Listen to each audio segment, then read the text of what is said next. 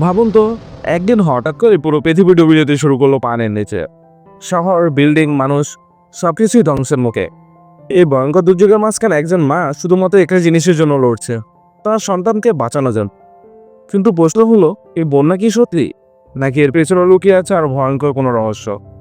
আজকের ভিডিওতে আমরা এক্সপ্লেন করতে যাচ্ছি 2025 সালের sci-fi disaster movie the great flood 2025। আজকের মুভিটা দেখলে আপনাদের খুবই ভালো লাগবে। আর এটা 2025 সালের সেরা একটা মুভি। শেষ পর্যন্ত মুভিটা দেখতে থাকলে এমন একটা টুইস্ট জানবেন যেটা আপনাদের মাথা ঘুরিয়ে দিতে। তাই মনোযোগ সহকারে পুরো মুভিটা দেখবেন, কোনো ধরনের স্কিপ করবেন না, তাহলে মুভির আসল মজাটা পাবেন না। আর হ্যাঁ, মুভির এক্সপিরিয়েন্স শুধু যাদের ভালো লাগে তারা অবশ্যই চ্যানেলটি সাবস্ক্রাইব করে রাখবেন, কারণ এই চ্যানেলে নতুন নতুন মুভি এক্সপিরিয়েন্স প্রতি সপ্তাহে চলে আসে। তাহলে আর পেঁচাল না পেরে চলে যায় মুভি ভিলেজের জগতে। গল্পের শুরু হয় এক শান্ত সকাল দিয়ে। প্রথমে আমরা দেখতে পাই অ্যানা নামের একটি মেয়েকে। তার সাথে আছে তার ছোট ছেলে জায়ান।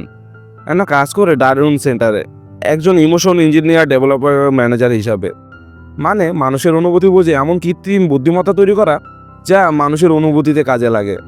সকালে ঘুম থেকে উঠে অ্যানা দেখতে পায় বাইরে প্রচুর বৃষ্টি হচ্ছে। তারপর সে সকালে নাস্তা তৈরি করার জন্য সকল জিনিসপত্র রেডি করতে থাকে, আর তার ছেলে পাশে বসে ড্রয়িং করতে থাকে। তখন হঠাৎ করে অ্যানা লক্ষ্য করে তার ঘরের মেঝেতে ধীরে ধীরে পানি ঢুকছে। প্রথমে সে বিশ্বাস করতে পারে না, কিন্তু যখন জানালার দিকে তাকায় অ্যানা স্তব্ধ হয়ে যায়।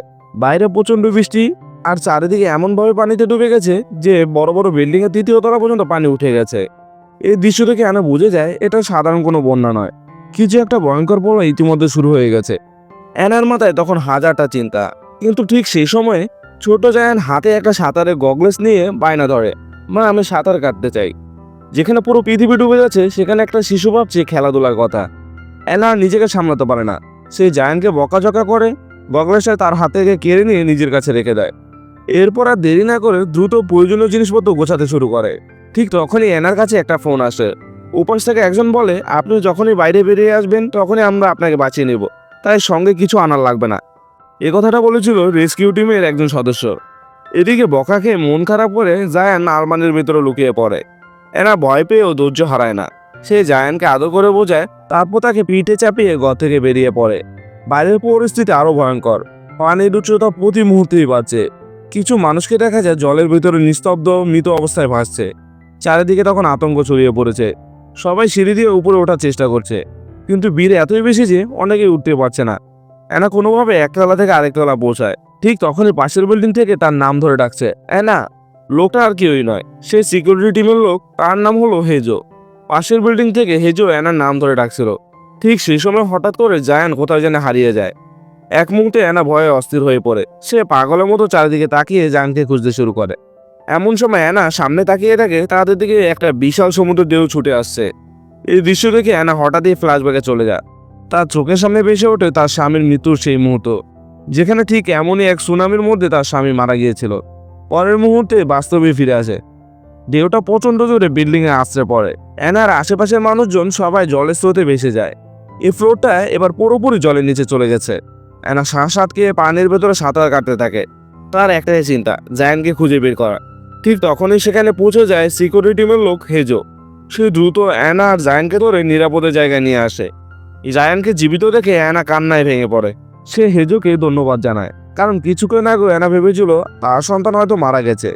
এরপর হেজো অ্যানা দিকে তাকিয়ে বলে তাকে এখনই তার সঙ্গে যেতে হবে।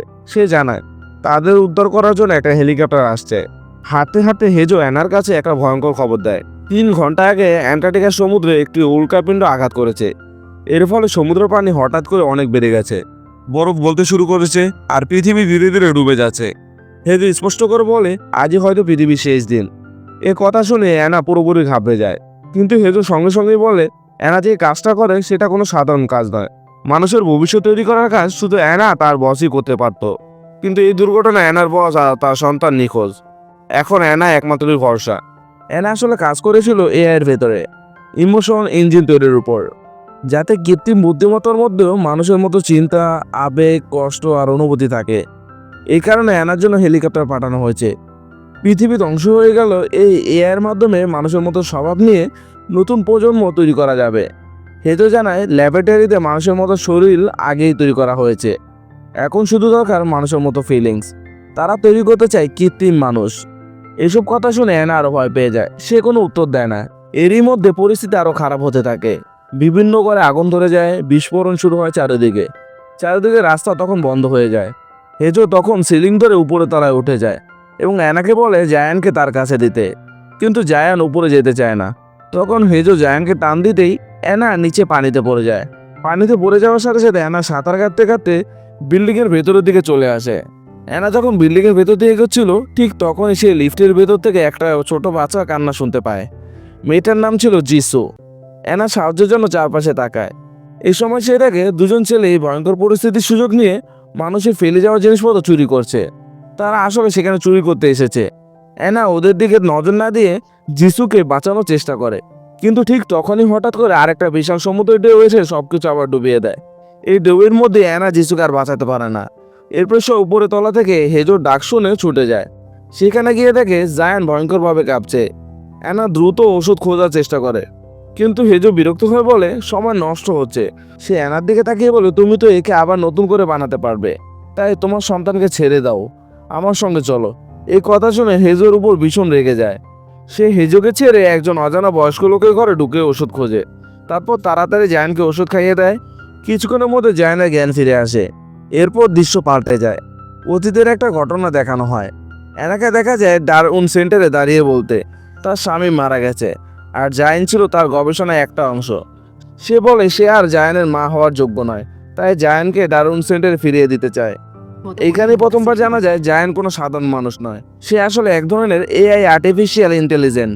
তার ভেতরে মানুষের মতো হাসি, কান্না, দুঃখ, কষ্ট, ব্যথা সব ধরনের অনুভূতি যোগ করা হয়েছে। এরপর গল্প আবার ফিরে আসে বর্তমান সময়ে। এখানে বোঝা যায় এই কারণে হেজো আগেই বলেছিল অ্যানা চাইলে জায়ানকে আবার তৈরি করতে পারবে, কারণ হেজো জানতো জায়ান কোনো সাধারণ শিশু নয়। এরপর হেজো জানায় অ্যানাকে একা এই হেলিকপ্টারে ওঠার আদেশ দেওয়া হয়েছে, জায়ানকে নেওয়া হবে না। অ্যানা কোনো উত্তর দেয় না। তিনজন উপরে উঠতে থাকে। এই সময় অ্যানা দেখে একজন গর্ভবতী মহিলা ব্যথায় চিৎকার করছে আর তার স্বামী সাহায্যের জন্য আকুতি করছে। অ্যানা সাহায্য করতে চাইলেও পরিস্থিতির কারণে তাকে ছেড়ে চলে যেতে হয়। কিছুক্ষণ পর তারা ছাদের কাছে পৌঁছায়। এই মুহূর্তে অ্যানা আর নিজেকে ধরে রাখতে পারে না। সে কাঁদতে কাঁদতে বলে সে জায়ানকে একা রেখে যেতে পারবে না, কিন্তু এই মুহূর্তে এর আর কোনো উপায় নেই। কিছুক্ষণের মধ্যে হেলিকপ্টার এসে নামে। অনেকগুলো সিকিউরিটি গার্ড এসে জায়ানকে অ্যানার কাছ থেকে জোর করে আলাদা করে দেয়। অ্যানা কান্নায় ভেঙে পড়ে আর হেজোর কাছে সাহায্য চায়, কিন্তু হেজো কিছুই করে না। শেষবারের মতো অ্যানা জায়ানকে শক্ত করে জড়িয়ে ধরে। ঠিক তখনই সেই দেখে সিকিউরিটি টিম হেজোকে মেরে ফেলেছে। এরপর তারা জায়ানকে অজ্ঞান করে দেয়। তার সব স্মৃতি আর তথ্য নিজেদের কাছে নিয়ে নেয়।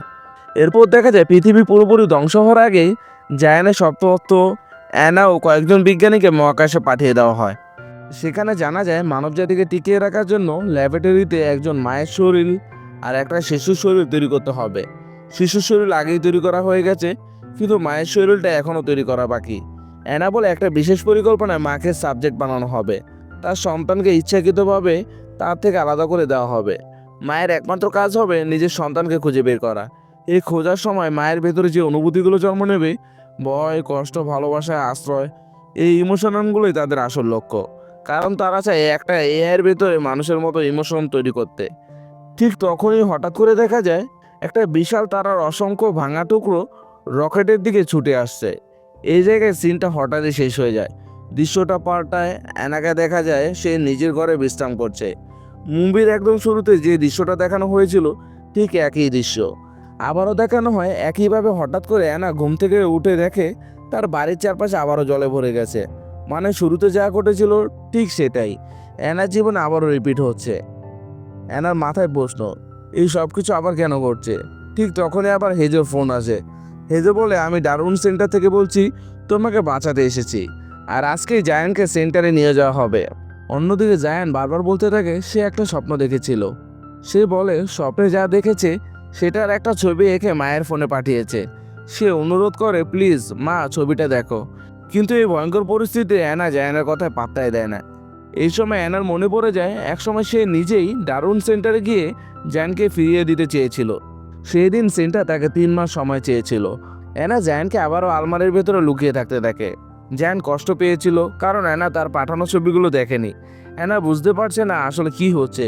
সে জায়ানকে বলে, আজ আমি যা বলবো তুমি শুধু সেটাই করবে, আর যদি কেউ তোমাকে নিতে আসে তুমি কারোর সাথে যাবে না। এই কথা শুনে জায়ান কেঁদে ফেলে। সে বলে, আমি এখনো কেন 6 বছরের ছেলে? আজও আমি 6 বছরের, কালও আমি 6 বছরের ছিলাম। আমি কি সবসময় 6 বছরই থাকবো? আমার কি কখনো বয়স বাড়বে না? অ্যানা কোনো উত্তর খুঁজে পায় না। সে জায়ানকে নিয়ে পালাতে শুরু করে। পালানোর সময় সে আবারও হেজোর ডাক শুনতে পায়, ঠিক যেমনটা মুভি শুরুতে হয়েছিল। কিন্তু এবার অ্যানা কোনো সাড়া দেয় না। ঠিক সেই মুহূর্তে সমুদ্র থেকে আরেকটা বিশাল ঢেউ উঠে এসে অর্ধেক মানুষকে ভাসিয়ে নিয়ে যায়। অ্যানা কোনো মতে নিজের ছেলেকে জড়িয়ে ধরে রাখে, কিন্তু দুর্ভাগ্যবশত সেই জায়ান্টকে হারিয়ে ফেলে। অ্যানা জলে ঝাঁপ দিয়ে সাঁতার কেটে জায়ান্টকে খুঁজতে শুরু করে। এই সময় তার মাথায় কিছু পুরানো স্মৃতি ভেসে ওঠে। যেমন মুভি শুরুতে জায়ান্টকে বকা দেওয়ার জন্য সে জায়ান্টের গবলেসটা নিজের কাছে রেখে দিয়েছিল। কিছুক্ষণ পর একটা গাড়ির ধাক্কায় অ্যানা জলের মধ্যে অজ্ঞান হয়ে পড়ে। হেজো তাকে উদ্ধার করে নিয়ে আসে, কিন্তু অ্যানা হেজোকে একদমই বিশ্বাস করে না। সে সোজা জায়ান্টকে খুঁজতে শুরু করে। হেজো তাকে বোঝানোর চেষ্টা করে জায়ান্ট এই বিল্ডিংয়ের মধ্যে কোথাও আছে, কিন্তু অ্যানা একটুও বিশ্বাস করে না। সে আবার জলে ঝাঁপ দেয়। হেজো অবাক হয়ে জিজ্ঞাসা করে, তুমি তো নিজে জায়ান্টকে ডারউইন সেন্টারে পাঠাতে চেয়েছিলে, তাহলে এখন কি হলো? সন্তানের জন্য এত মায়া কেন? অ্যানা কোনো কথা না শুনে সাঁতার কেটে লিফটের সামনে পৌঁছে যায়। ঠিক তখনই সে আবার একটা বাচ্চা মেয়ের কান্নার আওয়াজ শুনতে পায়। অ্যানার মনে পড়ে আগেও একবার ঠিক এমনটা হয়েছিল। সেই বাচ্চার নাম ছিল জিসু। আগের বার অ্যানা তাকে বাঁচাতে পারেনি।